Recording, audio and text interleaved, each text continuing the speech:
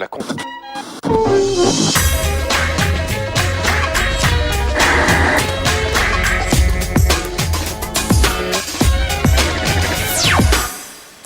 Salut à tous, samedi 12h45, bienvenue pour un nouveau numéro de Plus Clair. Cette semaine encore, toute l'actu média, les infos, les images, les enquêtes, les coulisses et bien sûr, nos invités. Voici le programme du jour. Le Média Mix pour commencer, l'essentiel de la semaine média en images et en 5 minutes. Notre Zoom, c'est l'annonce choc de l'Elysée. Fini la pub sur France Télévisions, explications et réactions. Jean-François Kahn nous rejoindra sur ce plateau, grande figure de la presse. Il a l'œil toujours aussi aiguisé. Le fondateur de Marianne prend le large avec le journal qu'il a fondé. Il va nous dire pourquoi. Nous allons aussi lui demander quel regard il porte sur l'ère Sarkozy. Nous commenterons ensemble les coulisses de la conférence de presse de l'Elysée cette semaine. Benjamin Castaldi est l'autre invité de Plus Clair. Une soirée avec les stars pour la bonne cause. Les Energy Music Awards 2008 démarrent fort pour lui et il nous parlera de toute son actualité, y compris la plus déshabillée. Et puis vous retrouverez vos autres rendez-vous, le zapping, l'ITV Télé, la Webzone et l'Observatoire des séries avec une interview exclusive d'Eva Longoria. Voilà, on commence tout de suite avec l'actu de la semaine, résumé et mixé par Plus Clair. C'est le Média Mix préparé par Karima Hamzaoui et Théodore Bourdeau. C'est parti. Dans le Média Mix, une semaine plus que tendue à TF1, avec d'abord un jeudi noir pour Charles Villeneuve. Le directeur des sports de la chaîne, âgé de 66 ans, est poussé vers la sortie par Nonce Paolini, DG de TF1. La chaîne explique qu'il a atteint l'âge de la retraite. Pourtant, il y a à peine 3 mois sur notre plateau, il assurait que ses relations avec la direction étaient au plus haut, enfin presque. C'est le grand amour avec la direction de TF1. C'est difficile de dire on imagine. Oui, ça se passe très bien. Son départ fin janvier va entraîner des changements, mais Charles Villeneuve ne disparaîtra pas encore de vos écrans. Vous le retrouverez en effet toujours à la présentation du magazine Le Droit de Savoir jusqu'à la fin de la saison. Bonsoir. En attendant, dans une interview qu'il accorde aux Parisiens ce vendredi, il dit être en forme pour son âge et avoir de la peine de céder sa place. La moyenne d'âge des proches d'Étienne Moujotte, ex numéro 2 de TF1, pose-t-elle un problème? Claude Cohen, directrice de la pub, Robert Namias, patron de l'info et Charles Villeneuve, le plus vieux n'est pas celui qu'on croit. Dans les couloirs de TF1, l'autre coup de tonnerre, ce fut la sortie de ce livre ce jeudi, le titre « Madame, Monsieur, Bonsoir », écrit par 5 journalistes de la rédaction de TF1 sous couvert de l'anonymat qui décrivent les dessous du JT de 20h. Pourquoi les auteurs de ce livre ont choisi l'anonymat, justement, leur éditeur répond. Il y a beaucoup de livres d'investigation qui s'écrivent à partir de sources anonymes. Le livre de Pierre Péan sur TF1, il s'est écrit en partie aussi à partir de sources anonymes. Le livre de Péan et de Cohen sur Le Monde, il s'est écrit aussi à partir de sources anonymes. Et lorsque certaines de ces sources, comme c'est le cas ici, décident de prendre la parole et de parler sous couvert d'anonymat dans les mêmes conditions, on s'étonne, on parle de lâcheté et on demande à l'éditeur de révéler leur nom. Je suis un peu surpris. Dans cet ouvrage, les 3 stars de l'info sont clairement attaquées. PPDA, par exemple, y est décrit comme un journaliste irascible ou tyrannique. Ce livre dénonce par ailleurs la complaisance et le dévouement de la première chaîne à l'égard du président Sarkozy. Mais quel est le message des auteurs de ce livre? Il est traduit le malaise de ce qu'ils estiment être une grande partie de la rédaction, un malaise dont ils estiment qu'il est aujourd'hui pas entendu, qu'il n'a pas été entendu pendant de longues années, dans une rédaction qui ne dispose d'aucun contre-pouvoir. Dans Le Parisien de ce vendredi, Robert Namias déclare que ce livre est l'œuvre de journalistes aigris qui ont dû quitter la chaîne. PPDA n'a quant à lui fait qu'un seul commentaire. Ce livre, pour lui, est d'une grande lâcheté. L'autre infomédia de la semaine, toujours à TF1, c'est le lancement de la quotidienne qui a démarré ce lundi. Bonjour, bienvenue. Cette semaine, Coé a beaucoup donné de sa personne. Écoutez, il n'y a pas de panique. Et en moyenne, la quotidienne a rassemblé 2 300 000 téléspectateurs, soit 500 000 de moins que pour Le Destin de Lisa, diffusé précédemment à la même heure sur TF1. Malgré tout, la quotidienne a réalisé un début encourageant. L'autre chiffre de la semaine, c'est celui du magazine Pièce à conviction consacré à l'Arche de Zoé, diffusé dimanche dernier sur France 3 à 23h. Il a rassemblé 1 900 000 téléspectateurs. C'est la meilleure audience de Pièce à conviction depuis sa création en octobre 2000. Alors, Élise Lucet, qu'est-ce qu'elle en pense ? On est très contents. On pensait un petit peu que l'Arche de Zoé était un sujet qui pouvait être épuisé dans le domaine de la curiosité des Français. On s'est rendu compte que pas du tout. Ce numéro proposait un documentaire sous forme de témoignage à la première personne. Il est signé par Marie-Agnès Pelleran, un des 3 journalistes arrêtés au Tchad, puis libérés. Elle a fait vraiment preuve de courage en se mettant en avant comme ça, avec une telle honnêteté et en disant qu'au départ, elle partait pas pour faire un reportage, qu'il se trouve qu'elle a vraiment des documents entre les mains et qu'elle en fait au final un reportage qui est écrit à la première personne où elle se livre. Forte de ce succès, France 3 devrait proposer un nouveau numéro de pièces à conviction sur la Shoah en prime time au mois de mars. Autre info dans le Média Mix, ce spot avec la journaliste Florence Aubenas. Nos confrères, Thomas Dandois, Pierre Cresson et leur fixeur Alassane, ont été arrêtés alors qu'ils réalisaient un reportage au Niger le mois dernier. Un spot de soutien à Thomas Dandois et Pierre Cresson, 2 journalistes français emprisonnés au Niger depuis près d'1 mois et inculpés pour atteinte à la sûreté de l'État. Ils risquent la peine capitale dans un quasi-silence médiatique. Aujourd'hui, ce qu'on demande aux médias français, c'est de rappeler, de donner le décompte de leurs jours de détention quand c'est possible, de rappeler dans quelles circonstances ils ont été arrêtés et surtout de faire en sorte qu'on ne les oublie pas. Ce que l'on souhaite, c'est que Thomas et Pierre puissent répondre des charges qui pèsent contre eux lors des auditions qui devraient avoir lieu le 16 et le 17 à Niamey. Ce dimanche, le comité de soutien des 2 journalistes organise un rassemblement silencieux place du Trocadéro à Paris à 17h. Enfin dans le Média Mix... Bonsoir. D'abord, le foot. On ne comprend plus rien là, c'est Julien Lepers qui présente le 19-20. Marseille. Valérie Damineau anime T'empêche tout le monde de dormir sur M6. Stéphane Bern, merci de nous accorder un peu de votre temps. Michel Denisot, on sait pas. J'ai connu les téléphones avec fil. Hein. Mais dis donc, il aurait pas piqué la veste du SAV là? Le SAV, c'est l'étape suivante pour moi. Rassurez-vous, vos animateurs n'ont pas changé d'émission, mais ont joué ce jeu des chaises musicales le temps d'une séance photo pour un magazine télé en kiosque la semaine prochaine. Et les 2 semaines. Ils sont comme des fous sur les animateurs, animatrices. Et ce ne sont pas les seuls, n'est-ce pas, Julien Lepers? Mais si, vous étiez bien content de rencontrer Audrey Pulvar, la présentatrice du 19-20, non? Je ne sais pas, elle part, elle est là, elle est partie déjà, elle m'a pas dit au revoir. Aïe, aïe, aïe, aïe. Ou encore Frédéric Tadei? Bonjour. On est dans la même maison. Il fait semblant qu'on se tutoie. Oh, ça va pas, non. La dernière fois, tu m'as embrassé sur la bouche. Écoute, sans doute. Ne vous inquiétez pas, tout devrait rentrer dans l'ordre la semaine prochaine. Service après-vente des émissions. Service après-vente, bonjour. Il avait prédit un Big Bang de l'audiovisuel, ça se confirme. Lors de sa conférence de presse, Nicolas Sarkozy a annoncé son intention de supprimer totalement la publicité.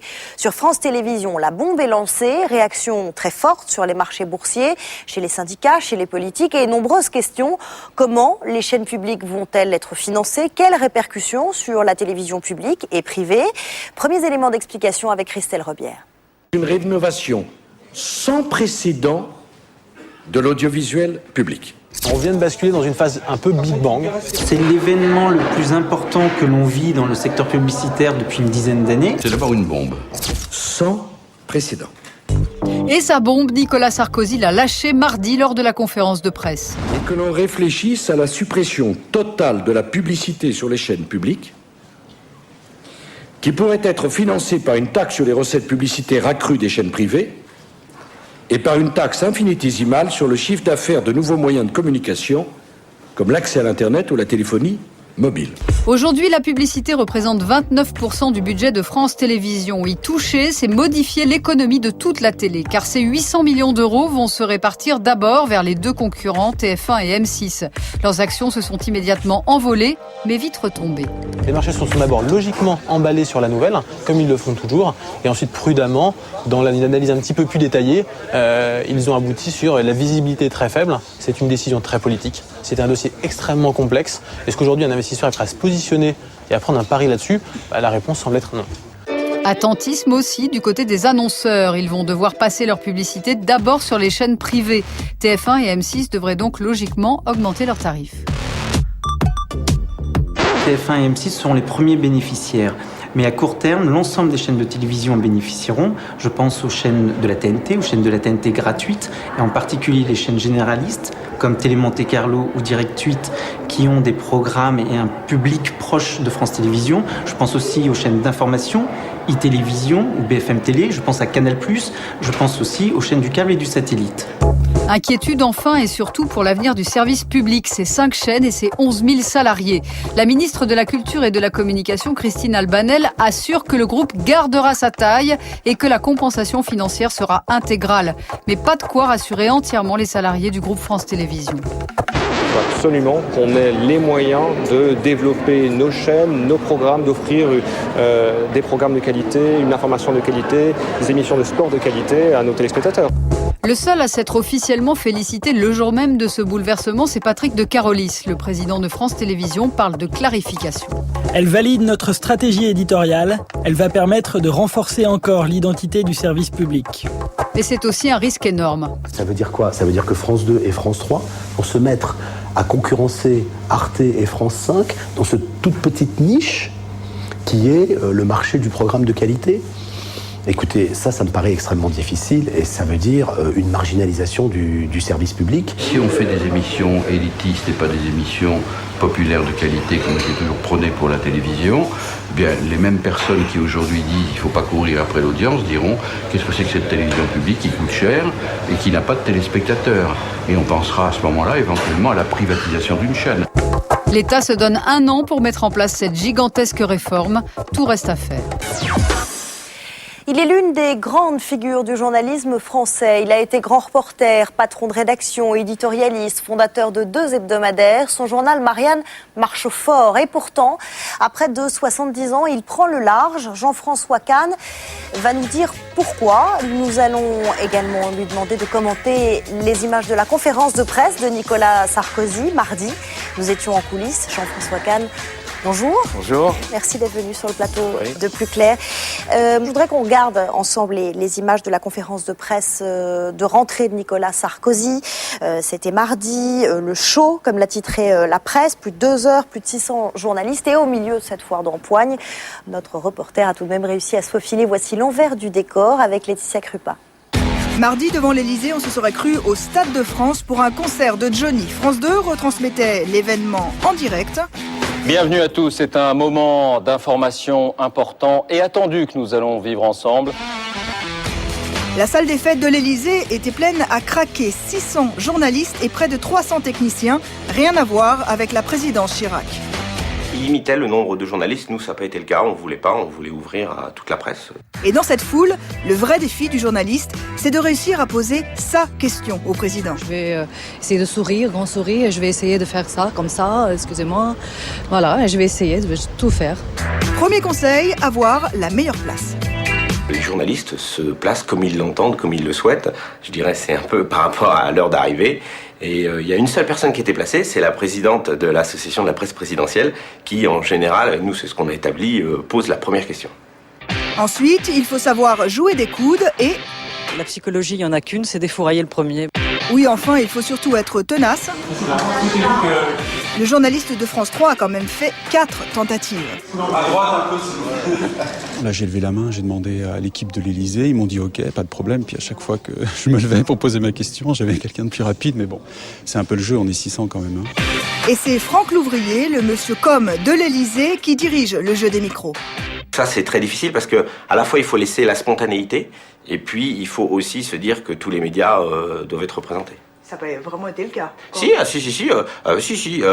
honnêtement, beaucoup de télé. Beaucoup de télévision, mais bon, il y aura d'autres conférences de presse. De toute façon, il y a des complicités qui sont évidentes. Enfin, il y a des journalistes que vous côtoyez quasiment... Non, il n'y a pas de complicité. La seule chose, c'est vrai que le président de la République, il a 30 ans de vie politique derrière lui et qu'il en connaît certains, très bien.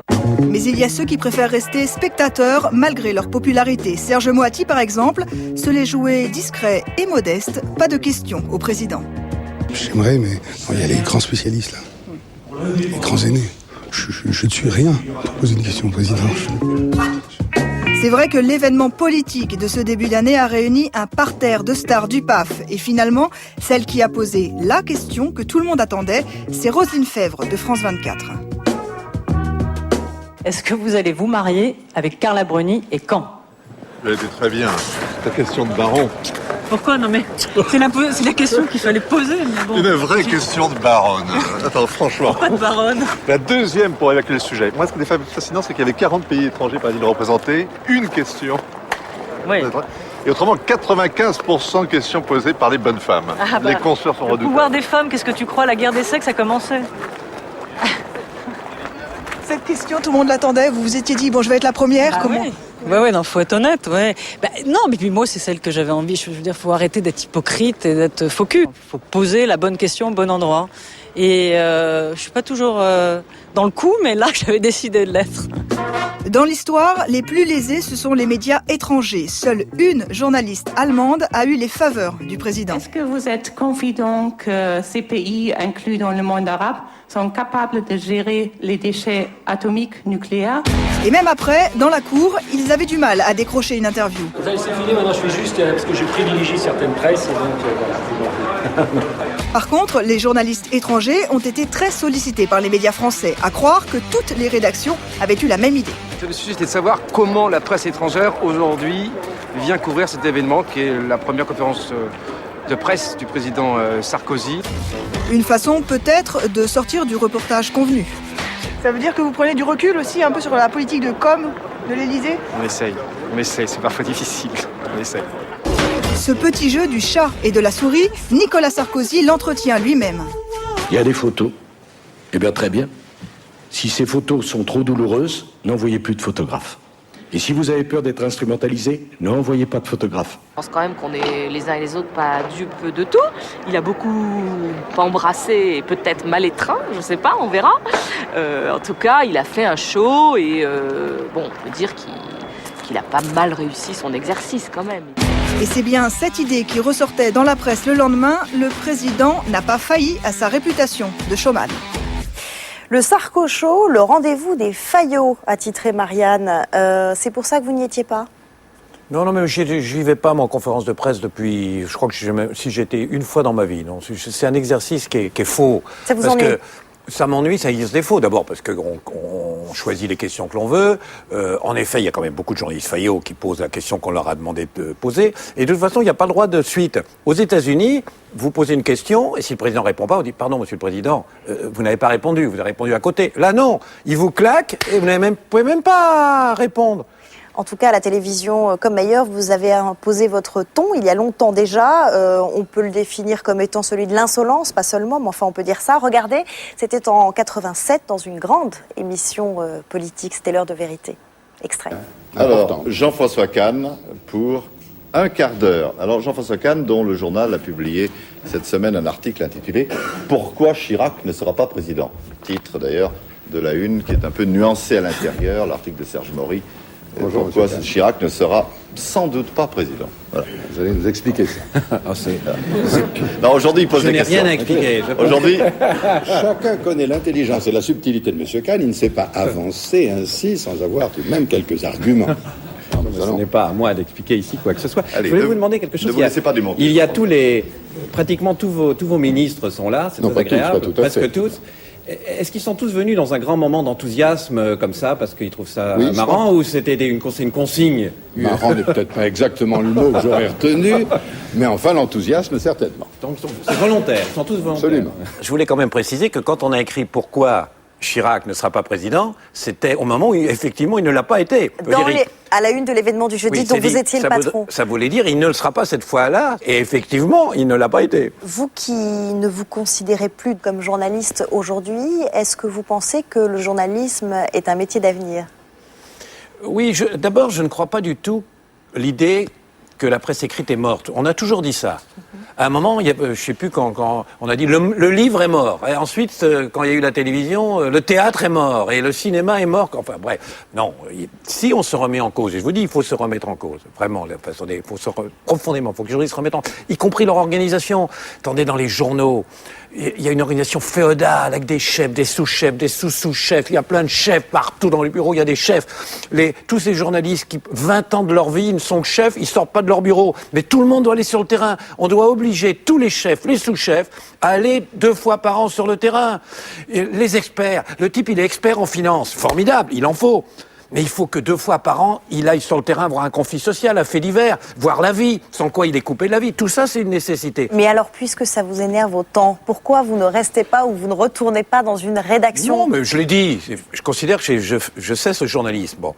moi, je suis toujours un citoyen, je suis un essayiste, un écrivain, donc j'interviens. Il y a un article de moi dans Le Point, par exemple, cette semaine. Bon, vous voyez, vous n'êtes plus journaliste? non, mais un article en tant que citoyen. On m'a demandé qu'est-ce que vous reprochez à Sarkozy. Bon, maintenant, il commence à se demander que quand même, faudrait peut-être qu'on sache aussi ce qu'on reproche à Sarkozy. Et donc, demande, bon, voilà, en tant que citoyen, en tant qu'écrivain, en tant qu'intellectuel, je peux intervenir, c'est pas un problème. Mais c'est vrai que je ne me considère plus comme journaliste. Il paraît que votre frère, le généticien Axel Kahn, a essayé de vous retenir, de vous empêcher, de vous dissuader de partir de Marianne. Et il vous a dit, le combat contre Sarkozy, il a besoin de toi, il a besoin de se faire de lance. Alors c'est une plaisanterie parce qu'il y a vous abandonnez ce combat? Il y a un type qui mène très très bien le combat contre Sarkozy, beaucoup mieux que moi. C'est Sarkozy. En tout cas, ça a été le vrai filon pour Marianne. Meilleure vente avec le numéro spécial Le Vrai Sarkozy. Selon le magazine Challenge, 382 600 exemplaires vendus. Sarko qui fait vivre Marianne, c'est le comble? Non, je crois pas. Mais de toute façon, il faut reconnaître une chose, c'est que Sarkozy a apporté beaucoup aux journaux. Parce que les journaux pro-Sarkozy vendent beaucoup sur Sarkozy. Les journaux People vendent beaucoup. Mais vous aussi. Est-ce qu'il n'y a pas une ambiguïté? Est-ce qu'il n'y a pas une ambiguïté, voire parfois une hypocrisie, à titrer sur Sarko, omniprésent, hypermédiatique, et en même temps de vendre précisément ces journaux sur ces couvertures-là? Je ne dirais pas comme ça, parce que d'abord, Marianne ne le savait pas. Marianne, on a dit, là j'y étais à l'époque, on a dit un certain nombre de choses sur Sarkozy qu'on pensait... Une fois qu'il a été élu, beaucoup de gens disaient, alors là, vous allez le payer cher, etc. Il se trouve en effet que le journal s'est envolé. Vous avez vu que ça faisait et qu'à vendre. chaque fois qu'on critique, mais c'était une conséquence. Est-ce que c'est pas consensuel, vous qui dénoncez à longueur de temps, justement, le discours consensuel c'est pas consensuel, et on peut pas dire qu'il y a beaucoup de gens... De critiquer Sarkozy. Ah non, attendez, il n'y a pas beaucoup de journaux qui critiquent. Il y a beaucoup de journaux qui parlent de Sarkozy. Mais critiquer Sarkozy, on peut pas dire que c'est la tarte à la crème de l'après. Non, mais en revanche, même si ça fait vendre, je veux dire, faut pas s'enfermer dans ce système. Et c'est vrai qu'il peut y avoir un danger de dire, puisque ça marche de taper sur Sarkozy, allons-y. Non, ça non. Je pense qu'ils ne doivent pas le faire et qu'ils ne le feront pas. Merci en tout cas d'être venu en parler sur le plateau de Plus Clair. On va passer sans transition aucune au Bug TV quand la télé dérape et perd le contrôle, devient presque absurde. C'est la sélection hebdomadaire de Vincent Calvet.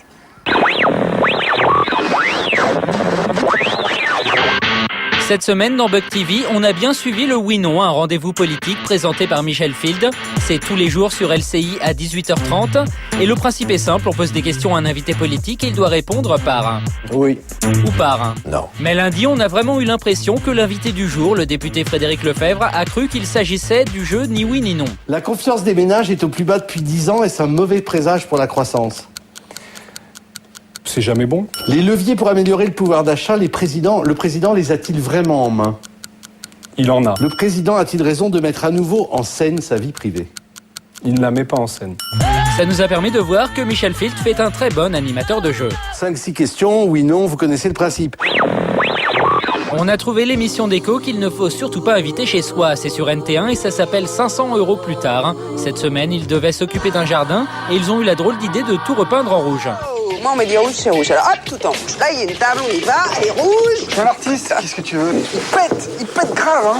Et forcément, quand la famille découvre le résultat, on sent qu'ils sont plutôt surpris. Waouh, c'est rouge. Ah bah oui, dis donc, vous avez été super, dis donc, rouge. Très bien, rigolo. Ça vous plaît quand même? C'est-à-dire qu'on a un peu l'impression que la famille va tout repeindre dès que l'équipe d'écho sera partie. Et gardez le monochrome, hein, c'est important ça. On mange de la tomate ce soir. Alors on leur a demandé une nouvelle idée pour le générique de Plus Clair et voilà ce que ça donne. Il pète grave, hein. Enfin, voici la phrase la plus énigmatique de la semaine. Nikos a pris la parole vendredi dernier lors du prime de la Starac et il nous a dit cela. Frisson, plaisir et délicatesse, DJ Abdel, envoie-nous! Frisson, plaisir et délicatesse, DJ Abdel, envoie-nous. Ça fait une semaine qu'on est dessus et on ne sait toujours pas ce que Nikos a voulu nous dire. Hey, ça arrive, on est en direct.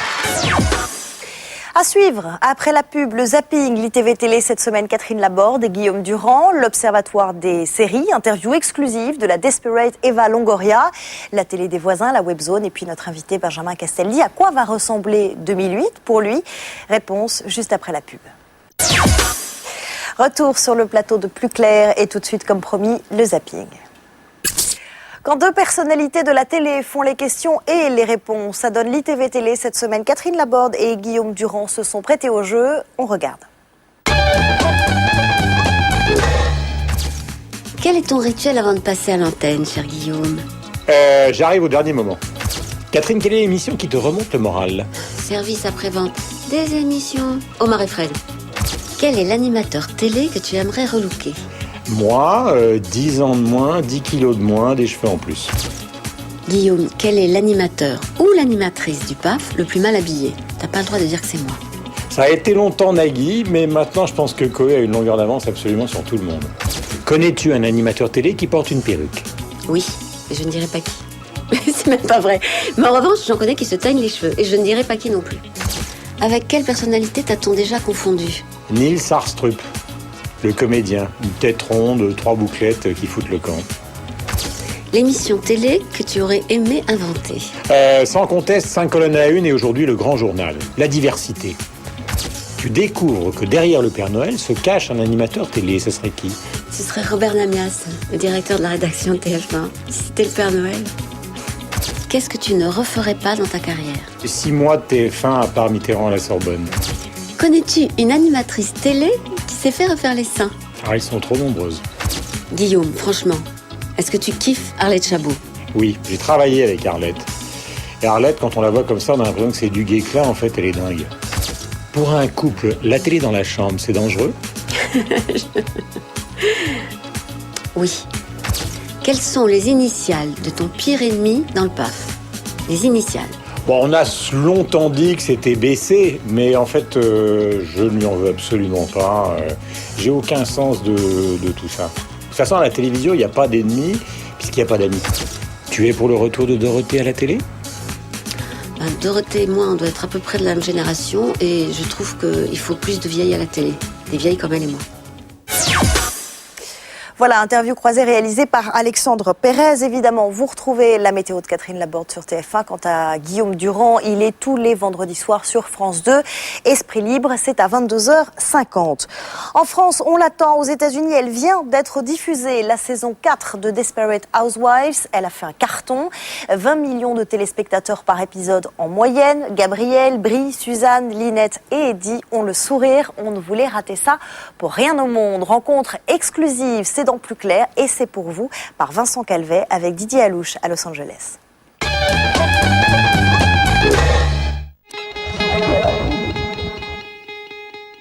C'est le 6 janvier qu'a été diffusé sur la chaîne ABC le dernier épisode de la 4e saison de Desperate Housewives. En raison de la grève des scénaristes américains qui continuent de s'enliser à Hollywood, la série a été interrompue au bout de 10 épisodes. Du coup, maintenant, toute l'équipe a beaucoup de temps libre. Je suis une femme au foyer désespérée depuis un mois. Je suis au chômage et je reste à la maison avec Tony. Du coup, je vois plein de matchs de basket.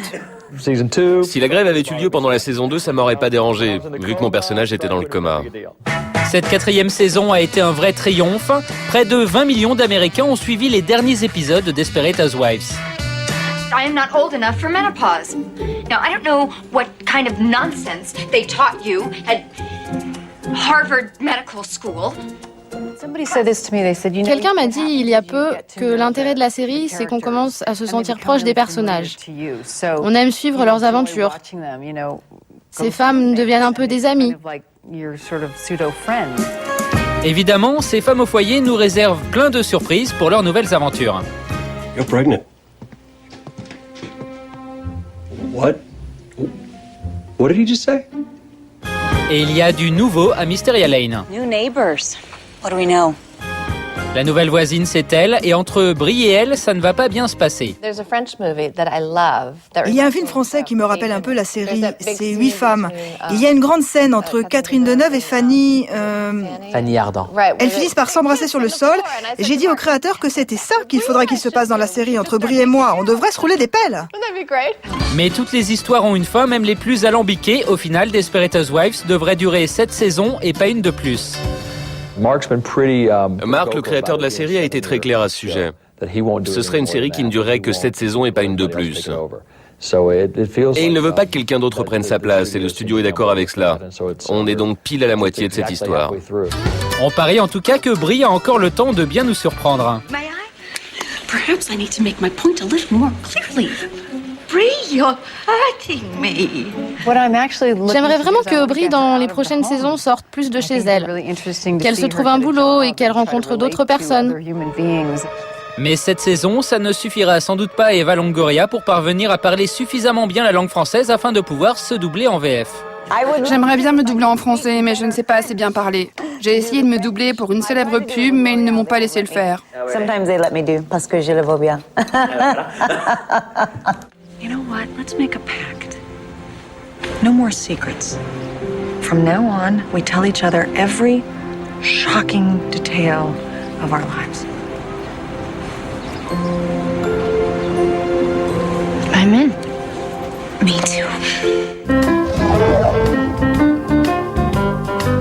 C'était le 4 janvier dernier à Los Angeles. Un hommage a été rendu à la sorcière la plus célèbre du petit écran.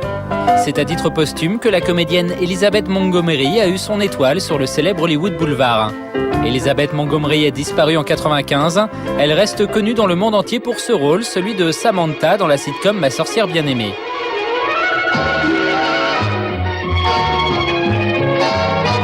Une série culte qui a duré 8 ans, 254 épisodes ont été tournés. La comédienne est morte à l'âge de 62 ans. Ses enfants étaient présents lors de cet hommage. Je voudrais remercier les fans très insistants de ma mère qui se sont rassemblés depuis plus de 10 ans pour qu'elle ait son étoile sur Hollywood Boulevard aujourd'hui. Merci. C'est incroyable. Bravo, maman. Un hommage bien mérité. Ma sorcière bien-aimée est toujours diffusée 35 ans après la disparition de la série. On peut actuellement la retrouver tous les jours à 17h45 sur Paris Première. Un grand quiz musical avec des people en décembre dernier, les Energy Music Awards. Fin janvier, en quelques semaines, Benjamin Castaldi est devenu le MC de TF1. Les shows musicaux, il connaît, mais ça ne l'empêche pas d'avoir le trac. Alors pour se détendre, il lui arrive de jouer au poker et ça lui a même donné l'idée de produire une émission de poker un peu chaude. On va en parler tout de suite avec l'intéressé Benjamin Castaldi. Bonjour. Bonjour, bonne année. Oui, il est encore temps de se souhaiter la bonne année. Mais on peut, jusqu'à fin janvier, on a le droit. Donc on en profite. Voilà, absolument. Voilà, bonnes vacances. Excellente. Bonne année alors. Ce poker, oui, un peu spécial. Oui. Comment vous est venue l'idée? C'est un programme américain à la base. Le principe est assez simple, on met des nanas plutôt bien faites autour d'une table. Au poker, on dit souvent qu'on peut perdre sa culotte. Et ben, c'est un peu le cas, mais pour le coup, on le voit. Ça a été diffusé mercredi sur W9. Oui. On en parle après.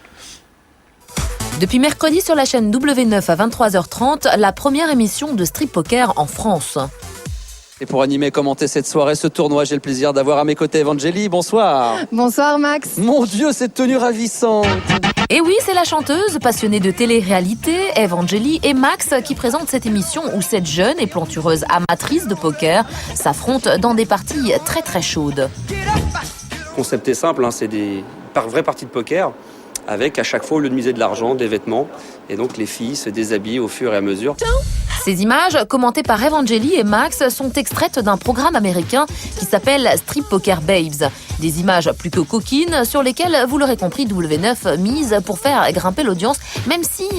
Les commentaires qu'on a apportés étaient assez rigolos, donc ça a un petit peu, on va dire, softisé tout ça, ça a apporté une touche plus second degré. Enfin, je tiens à dire quand même qu'on va quand même voir quelques parties des filles, parce que là, sinon les gens vont être déçus. Ça s'appelle strip en même temps. C'est pas poker anorak, c'est pas...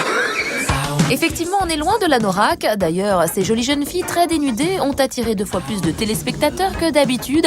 À cette heure-ci sur W9, avec 6,6% de part de marché. C'est le producteur Benjamin Castaldi qui doit être content. Sexe et argent, a priori, la recette est assez facile. Oui. C'est une bonne recette. Vieille comme le monde, on va en dire. Est-ce que vous allez faire une vraie adaptation, tournée et produite en France? Oui, j'en aimerais bien. C'est ce qu'on appelle un ready-made, là. C'est-à-dire l'émission est toute faite et vous prenez des extraits? J'aimerais bien offrir à W9 un programme 100% français avec des filles bien de chez nous. Alors, aux États-Unis, il y a des spéciales actrices érotiques, spéciales stripteaseuses, spéciales danseuses. Ça pourrait être faire une spéciale Crazy Horse, une spéciale télé-réalité, une spéciale. Oui, on peut tout faire. Ça ne me pose aucun problème. Parlons de vos activités de producteur plus généralement. Michel Drucker disait, et c'était une plaisanterie, que vous alliez racheter TF1 avec Stéphane Courby, pourquoi pas, l'ancien patron d'Endemol. Pourquoi pas? Pourquoi pas? Ouais, ce serait possible un jour, envisageable? Écoutez, je sais pas, ça vaut quoi, 7 milliards d'euros TF1? Ça fait beaucoup. Enfin, pour moi, ça fait beaucoup. Pour Stéphane, peut-être qu'il est en mesure. Moi, je peux pas. D'ici là, sérieusement, qu'est-ce que vous comptez faire avec B3Com, votre société de production? Écoutez, on développe, on fait pour l'instant tourner avec LGB, donc la filiale, beaucoup vers la TNT. On arrive à produire pas mal de choses. Et il y a beaucoup d'émissions en chantier. Il y en a une très importante avec Énergie 12. Il y en a une très importante avec TMC. Il y en a déjà sur W9. Donc on a un petit peu changé. Et c'est le nouveau créneau, la TNT. Vous vous détournez des grandes chaînes hertziennes? C'est pas qu'on se détourne, c'est que une boîte de production, il faut quand même travailler. Il y a des gens, ça a un coût. Et effectivement, comme sur TF1 aujourd'hui, à part un prime qu'on va mettre en œuvre là maintenant, il n'y a pas forcément beaucoup de choses et qu'on travaille pas directement avec M6 et pas pour l'instant avec France Télé.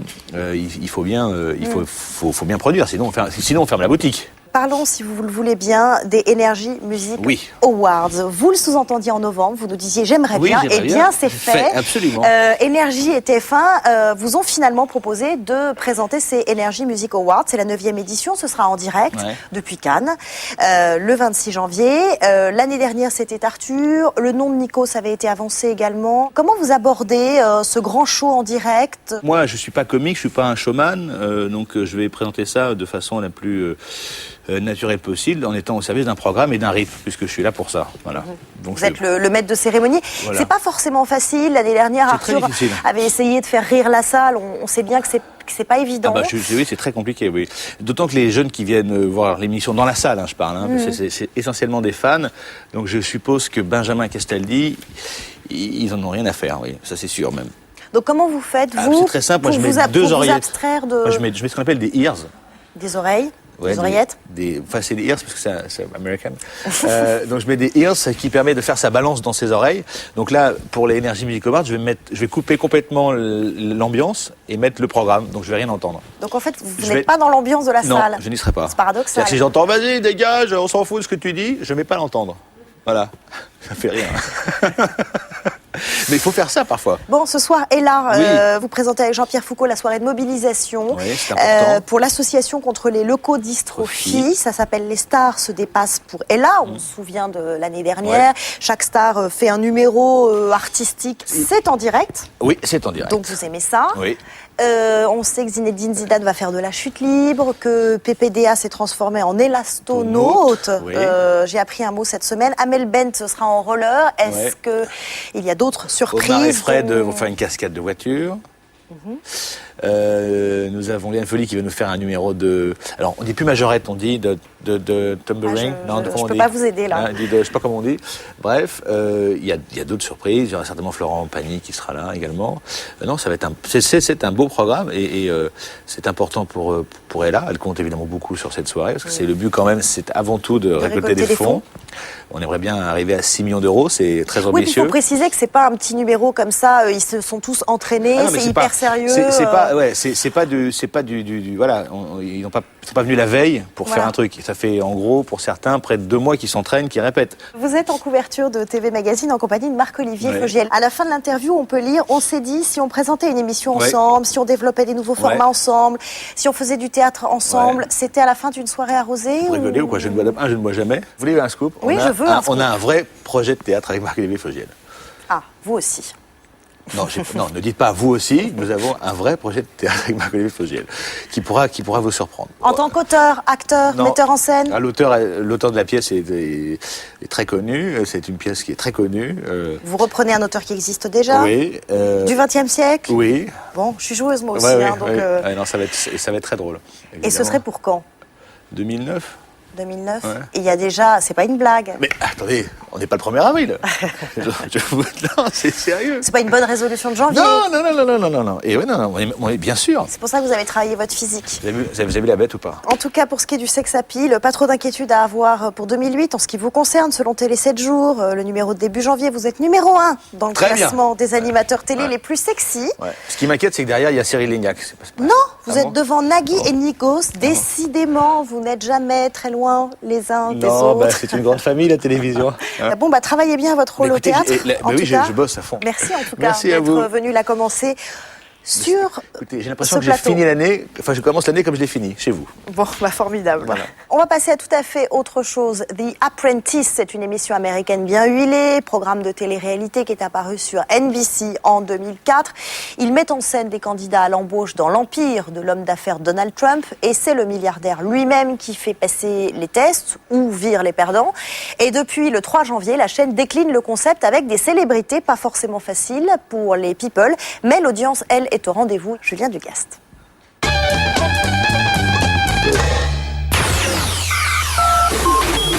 Le futur de la télévision américaine pourrait bien ressembler à ça. La première du show du richissime Donald Trump, The Celebrity Apprentice, était diffusée le 3 janvier sur NBC. On dit que Donald Trump vient de sauver la télévision américaine parce que c'est vrai qu'avec toutes les grèves, les séries vont s'arrêter. On n'aura que le choix de regarder les télé-réalités. Cette émission est une évolution de The Apprentice. My name's Donald Trump and I'm the largest real estate developer in New York. Un programme à l'antenne depuis 4 ans aux États-Unis. I'm looking for The Apprentice. Cette fois, il ne s'agit plus d'être employé par la firme de Donald Trump, non. 14 célébrités, dont le comédien Stephen Baldwin ou encore la championne olympique Nadia Comaneci, doivent accomplir certaines tâches du monde des affaires. Le tout pour récolter des fonds au profit d'une association. You're going to be selling hot dogs. And the team that makes the most money wins.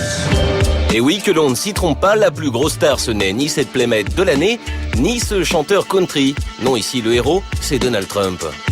At the end of the day, we were mentally and physically exhausted. Don't even talk about exhaustion. Les Américains aiment bien, Ils aiment bien avoir des gens comme eux qui réussissent. Et c'est ce rêve-là que Donald Trump il porte. C'est pour ça qu'il est vachement populaire. Et le plus fort, c'est que ces phrases deviennent cultes.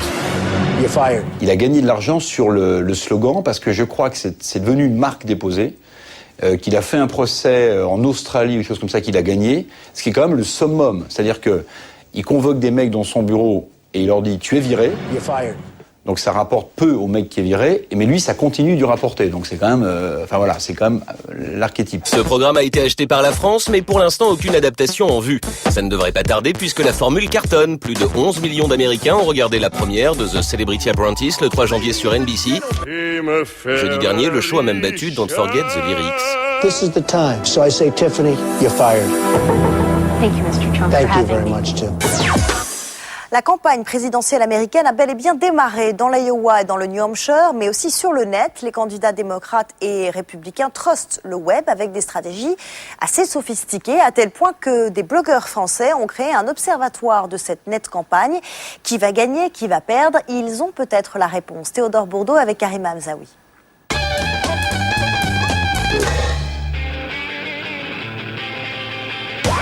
Quoi de neuf dans la webzone cette semaine? Depuis le coup d'envoi des primaires à l'élection présidentielle américaine le 3 janvier, le web est en ébullition. Les candidats américains sont partout et leur outil de communication préféré, c'est la vidéo un peu bricolée. This is an important moment in our nation's history. Il y a un élément intéressant sur les vidéos qui est l'esthétique YouTube, où ça consiste en fait à faire comme si c'était du fait maison. Donc on travaille beaucoup sur cette proximité avec des moyens importants, tout en donnant l'impression qu'on n'a pas de moyens et qu'on fait ça avec une DV sur le coin d'une table, avec un mauvais éclairage et avec un candidat qui va être pas trop maquillé, mais un peu quand même. Côté républicain, le candidat dont on parle le plus dans la blogosphère s'appelle Ron Paul. Ses partisans ont même organisé une manifestation de soutien en sa faveur sur World of Warcraft, le jeu en ligne du moment. Une cote de popularité qui ne se traduit pas forcément dans les urnes. Même s'il est extrêmement présent sur Internet, ça lui a permis de lever beaucoup d'argent, de monter un petit peu dans les sondages, mais c'est pas ça non plus qui fait que c'est le favori des républicains. Et chez les démocrates, c'est Barack Obama qui est le plus populaire sur le net. voyait encore à la veille de la primaire du New Hampshire qu'il suscitait le plus d'intérêt sur les moteurs de recherche, c'est l'une des requêtes les plus fréquentes, le plus d'intérêt sur les partages, sur les plateformes de partage de vidéos et le plus d'intérêt de la part des blogueurs. Mais Hillary Clinton reste en embuscade. Cette vidéo où on la voit émue aux larmes a été diffusée en masse sur le net. You know, I have so many opportunities from this country. I just don't want to see us fall backwards. Quelques jours et plus de 800 000 visionnages plus tard, Hillary Clinton a remporté la primaire du New Hampshire.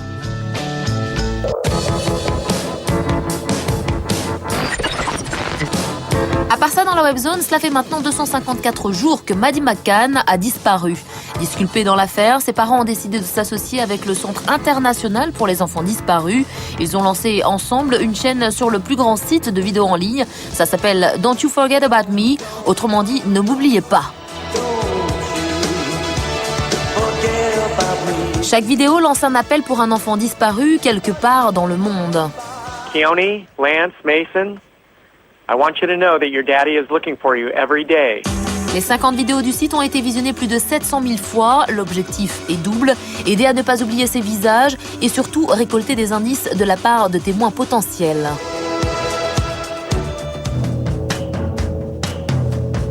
Enfin, dans la webzone, plus léger, Bill Gates quitte Microsoft après 22 ans à la tête du géant de l'informatique. Il va maintenant se consacrer à la fondation humanitaire qu'il a créée avec sa femme Melinda. Et alors qu'il tirait sa révérence lors d'un salon à Las Vegas cette semaine, l'éternel bon élève a enfin fait sa crise d'adolescence. Ça se passe dans un clip qui fait maintenant le tour du web. L'homme le plus riche du monde y cherche une idée de reconversion auprès de plusieurs superstars américaines. Big pimpin', I'm Bill G. No, it was great. I'm not sure politics is really for you. Hey, it's Bill. Bill Shatner of Star Trek? No, the other Bill. Bill Clinton? À la fin de sa conférence, Bill Gates a fait ses adieux en musique avec Slash, l'ancien guitariste du groupe de hard rock Guns N' Roses. En 2008, Bill Gates a enfin trouvé sa voix, il sera guitar héros. Dude, wasn't that the craziest riff you ever heard? Voilà, plus clair, c'est fini. Tout de suite, Pascal Clark et ses camarades. C'est l'heure du café et de l'addition. Je vous retrouve samedi prochain, 12h45. D'ici là, ouvrez grand vos yeux.